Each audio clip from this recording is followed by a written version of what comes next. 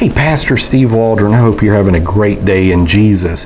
This is an excellent book by Bruce Metzger. Now, Bruce Metzger, no friend of the King James, but the information he's got in this book is invaluable because it's basically the formation of the canon of the New Testament, and he goes into different writers that talked about the formation of the canon of the New Testament and, how it came to be, and just a magisterial look at the information of how the canon, which is where we get our Bible, 66 books of the Bible, how did this come into existence? We'll take a look at some of the chapters that are listed in here, like period and preparation, the apostolic fathers, literature. This was a great part of this book, actually. The literature on the canon published prior to the 20th century, literature on the canon published during the 20th century.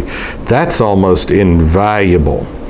And so then he goes into Gnosticism, Balasides, Caprocratus, Valentinus, and whose followers, who gave us the Trinity in a certain sense. I've done a few videos on that. He was the first that used the phraseology of three hypostasis in the three natures in reference to the Christian God in 149 AD. Comes from a Gnostic. I think everyone would agree that Trinity is a post-biblical development, that it is not found in an explicit or even really an implicit form in your Bible.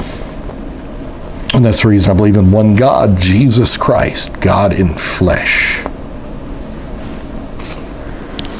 And so just let you take a look here, what's in here. I may be flipping a little too fast. But this comes from Oxford. You may be able to pick this up pretty inexpensive, like on an eBay. You always want to look for very good and above if possible. Sometimes, like if it's listed as good, sometimes it'll come in like brand new. Sometimes it'll just be terrible.